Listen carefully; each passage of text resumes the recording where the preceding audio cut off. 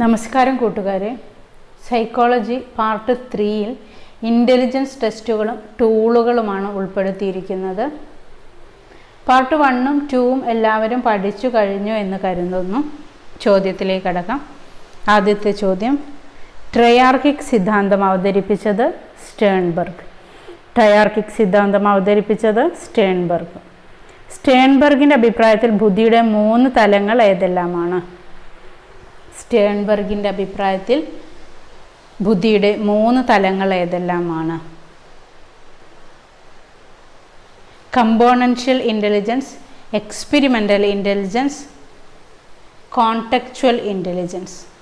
Componential intelligence, experimental intelligence, contextual intelligence. ഒരു വസ്തു വിശകലനം ചെയ്യുകയും അതിനെക്കുറിച്ച് കാര്യകാരണ ബന്ധം സഹിതം യുക്തിസഹമായി ചിന്തിക്കുകയും ചെയ്ത് ആശയങ്ങൾ തമ്മിലുള്ള ബന്ധം കണ്ടെത്തുന്നതിനുള്ള കഴിവാണ് കോമ്പനൻഷ്യൽ ഇൻ്റലിജൻസ്. ഒരു വസ്തു വിശകലനം ചെയ്യുകയും അതിനെക്കുറിച്ച് കാര്യകാരണ ബന്ധം സഹിതം യുക്തിസഹമായി ചിന്തിക്കുകയും ചെയ്ത് ആശയങ്ങൾ തമ്മിലുള്ള ബന്ധം കണ്ടെത്തുന്നതിനുള്ള കഴിവാണ് കോമ്പനൻഷ്യൽ ഇൻ്റലിജൻസ്. അടുത്ത ചോദ്യം, പുതിയ പ്രശ്നങ്ങൾ പെട്ടെന്ന് പരിഹരിക്കുന്നതിനുള്ള ശേഷിയാണ് എക്സ്പെരിമെൻ്റൽ ഇൻ്റലിജൻസ്. പുതിയ പ്രശ്നങ്ങൾ പെട്ടെന്ന് പരിഹരിക്കുന്നതിനുള്ള ശേഷിയാണ് എക്സ്പെരിമെൻ്റൽ ഇൻ്റലിജൻസ്. സാഹചര്യങ്ങൾക്കനുസരിച്ച് പെരുമാറാനും അവയെ തനിക്ക് അനുകൂലമായി മാറ്റാനുമുള്ള കഴിവാണ് കോൺടെക്ച്വൽ ഇൻ്റലിജൻസ്. സാഹചര്യങ്ങൾക്കനുസരിച്ച് പെരുമാറാനും അവയെ തനിക്ക് അനുകൂലമായി മാറ്റാനുമുള്ള കഴിവാണ് കോൺടെക്ച്വൽ ഇൻ്റലിജൻസ്. സ്കൂളുകളിൽ പഠിക്കുമ്പോൾ IQ ടെസ്റ്റിൽ താഴ്ന്ന സ്കോർ നേടി പിന്നീട് ബുദ്ധിയെക്കുറിച്ചുള്ള പഠനത്തിലൂടെ ലോകപ്രശസ്തനായ വ്യക്തിയാണ് റോബർട്ട് ജെഫ്രി സ്റ്റേൺബർഗ്. സ്കൂളിൽ പഠിക്കുമ്പോൾ IQ ടെസ്റ്റിൽ താഴ്ന്ന സ്കോർ നേടി പിന്നീട് ബുദ്ധിയെക്കുറിച്ചുള്ള പഠനത്തിലൂടെ ലോകപ്രശസ്തനായ വ്യക്തിയാണ് സ്റ്റേൺബർഗ്. ബുദ്ധിശക്തിയെ വസ്തുനിഷ്ഠമായി നിർണ്ണയിക്കാനുള്ള ശ്രമം ആദ്യം നടത്തിയത് ആൽഫ്രഡ് ബിനെ. ബുദ്ധിശക്തിയെ വസ്തുനിഷ്ഠമായി നിർണ്ണയിക്കാനുള്ള ശ്രമം ആദ്യം നടത്തിയത് ആൽഫ്രഡ് ബിനെ. ബുദ്ധിപരീക്ഷയുടെ പിതാവ് എന്നറിയപ്പെടുന്നത് ബിനെ. ബുദ്ധിപരീക്ഷയുടെ പിതാവ് എന്നറിയപ്പെടുന്നത് ബിനെ. ആൽഫ്രഡ് ബിനെയും സൈമണും ചേർന്ന് തയ്യാറാക്കിയ ബുദ്ധിശോധക മാപിനിക്ക് പറയുന്ന പേര് ബിനെ സൈമൺ സ്കെയിൽ. ആൽഫ്രഡ് ബിനെയും സൈമണും ചേർന്ന് തയ്യാറാക്കിയ ബുദ്ധിശോധന മാപിനിക്ക് പറയുന്ന പേര് ബിനെ സൈമൺ സ്കെയിൽ. 30 ചോദ്യങ്ങളടങ്ങിയ മാപിനിയാണിത്. മാനസിക വയസ്സ് എന്ന ആശയം രൂപം നൽകിയത് ബിനെ. മാനസിക വയസ്സ് എന്ന ആശയത്തിന് രൂപം നൽകിയത് ബിനെ. ബുദ്ധിമാനം എന്ന പദം ആദ്യമായി പ്രയോഗിച്ചത് വില്യം സ്റ്റേൺ എന്ന ജർമ്മൻ മനഃശാസ്ത്രജ്ഞൻ. ബുദ്ധിമാനം എന്ന പദം ആദ്യമായി പ്രയോഗിച്ചത് വില്യം സ്റ്റേൺ എന്ന ജർമ്മൻ മനഃശാസ്ത്രജ്ഞൻ. കായിക വയസ്സും മാനസിക വയസ്സും തമ്മിലുള്ള അനുപാതത്തിൻ്റെ ശതമാന രൂപമാണ് ബുദ്ധിമാനം. മാനസിക വയസ്സും കായിക വയസ്സും തമ്മിലുള്ള അനുപാതത്തിൻ്റെ ശതമാന രൂപമാണ് ബുദ്ധിമാനം. ബുദ്ധിമാനത്തിൻ്റെ അടിസ്ഥാനത്തിൽ വ്യക്തികളെ വർഗീകരിച്ചിരിക്കുന്നത് എങ്ങനെ? ബുദ്ധിമാനത്തിൻ്റെ അടിസ്ഥാനത്തിൽ വ്യക്തികളെ വർഗീകരിച്ചിരിക്കുന്നത് എങ്ങനെ? IQ 30-ൽ താഴെയുള്ളത് ജഡബുദ്ധി. IQ 30-നും 50-നും ഇടയിലുള്ളത് ക്ഷീണബുദ്ധി.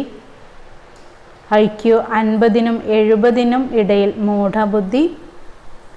IQ 70 മുതൽ 85 വരെയുള്ളത് മന്ദബുദ്ധി. IQ 85 മുതൽ 115 വരെയുള്ളത് ശരാശരി. 115-നും 130-നും ഇടയിലുള്ളത് ശ്രേഷ്ഠബുദ്ധി. 130-ൽ കൂടുതലുള്ളത് ധീഷണാശാലി, ജീനിയസ്. IQ 30-ൽ താഴെ ജഡബുദ്ധി. IQ 30 മുതൽ 50 വരെ ക്ഷീണബുദ്ധി. 50 മുതൽ 70 വരെ മൂഢബുദ്ധി. 70 മുതൽ 85 വരെ മന്ദബുദ്ധി. 85 മുതൽ 115 വരെ ശരാശരി. 115 മുതൽ 130 വരെ ശ്രേഷ്ഠബുദ്ധി. 130-ൽ കൂടുതൽ ധീഷണാശാലി.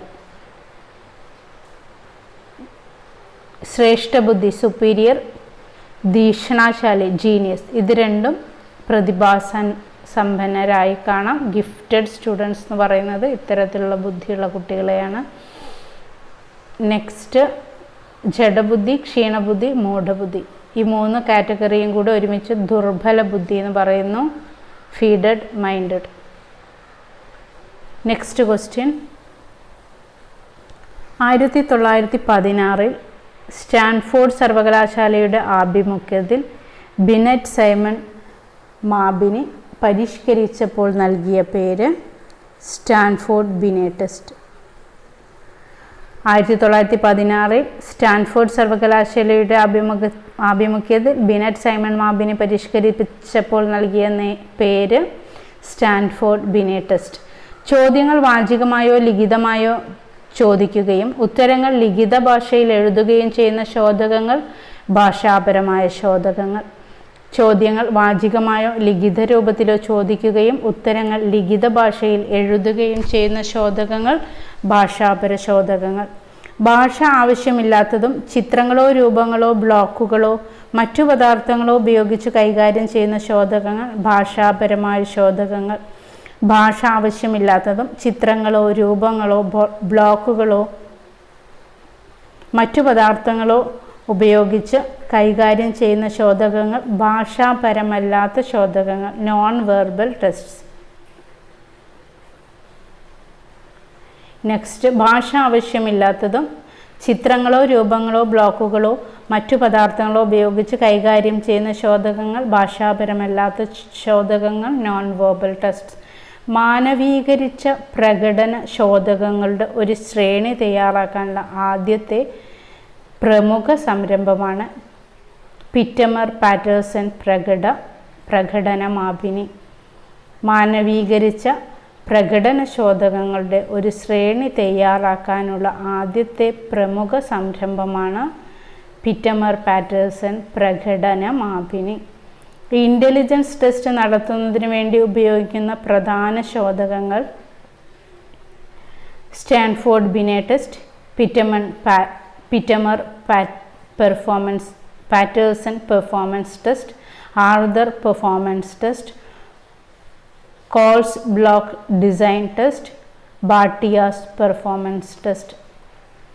ഇൻ്റലിജൻസ് ടെസ്റ്റ് നടത്തുന്നതിന് വേണ്ടി ഉപയോഗിക്കുന്ന പ്രധാന ശോധകങ്ങൾ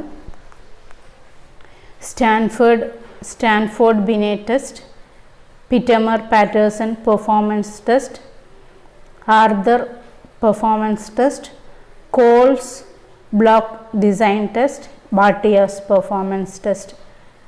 നെക്സ്റ്റ്, ഭാട്ടിയ പ്രകടന ശോധകത്തിൻ്റെ ഉപശോധകങ്ങൾ ഏതെല്ലാം?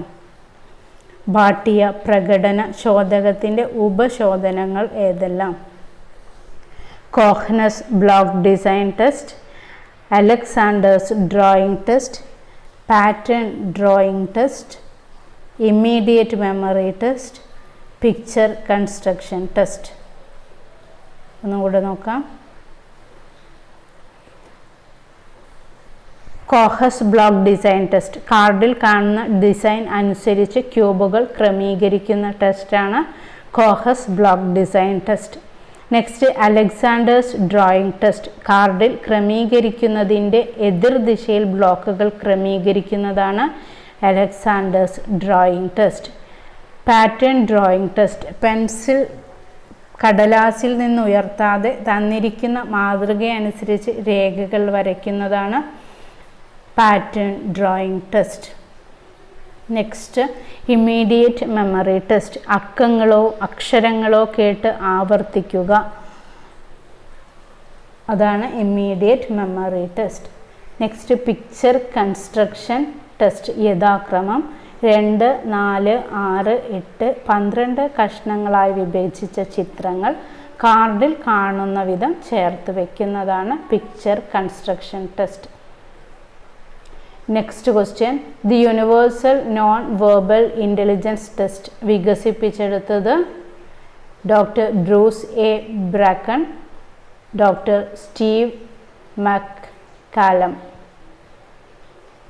Universal non verbal intelligence test വികസിപ്പിച്ചത് Bruce A Bracken, doctor Steve മക്കാലം.